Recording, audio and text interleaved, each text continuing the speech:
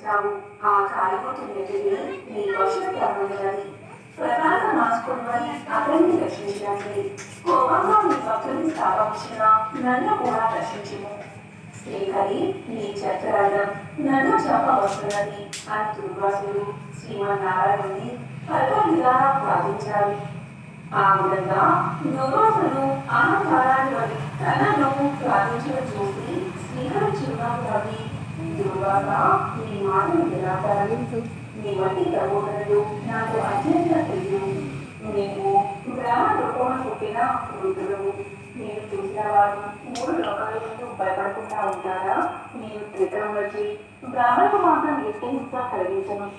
ప్రతి యుగమందున గో దేవ బ్రాహ్మణ సాగు జీవులకు సంభవించి ఆపదలను పోగొట్టడానికి ఆయా పరిస్థితులకు తగిన రూపాలు కలిగించి దుష్ట శిక్షణ శిష్ట రక్షణ చేస్తాను. నీవు అకారణంగా ఆపదక్షిని కలిగించావు. నేను శత్రువులైనను మరో వాకాలని కూడా నేను ప్రకటించను. నీ ప్రవచనం కన్నా ప్రాణ సమూహము నాటకవారి చూశారు. ఆ మనుషులు ధర్మయుక్తంగా ప్రజాపాలన చేస్తూ ఉన్నాడు. కానీ అటువంటి నా భక్తుడిని నీవు అనేక విధాలా దూషించావు. నీ నేను ఆనందం కన్నాను. అతనికి నేను అత్యంత కూడా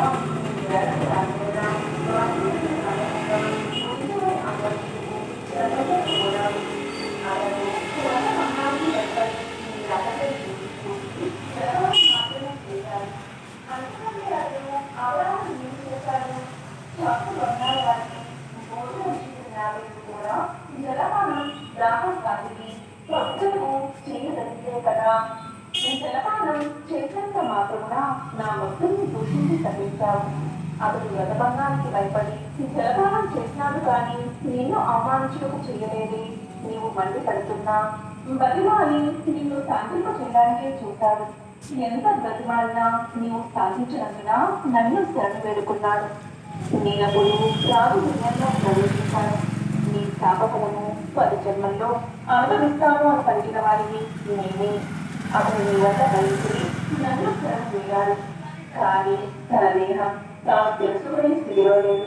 నీ శాపాన్ని అతడు వినలేదు.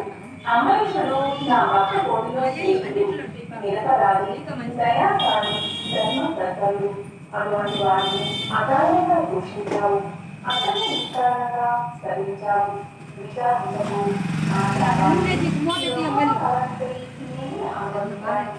అది ఎలా అంటే నీ సమాజాన్ని బట్టి మత్స్య జన్మ నేటి సత్యమున చంద్ర నిమిత్తం మత్స్య రూపం ఇస్తున్నాను. మరికొంతకాలానికి దేశమానవుడు క్షీర సాగరాన్ని వహించకు మంత్ర పర్వతాన్ని స్తంభంగా చేస్తారు. ఆ పర్వతం నీటిలో మొదలకుండా పూర్వ రూపమున నా వీధిని మోస్తాను.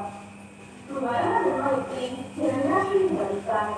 నరసింహ జన్మయుక్తి హిరణ్య రత్నాన్ని చంపి ప్రహ్లాదాన్ని రక్షిస్తాను.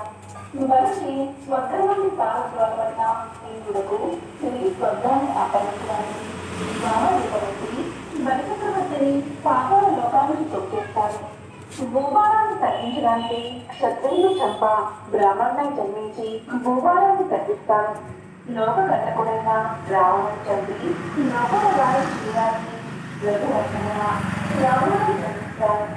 తరువాత నిర్వంశముల కృష్ణుడిగా కలిగోగా బుద్ధుడిగా కలిమానుగా విష్ణుమిత్రులను విభూతిగా కలిగిన దేవుడిగా జన్మించి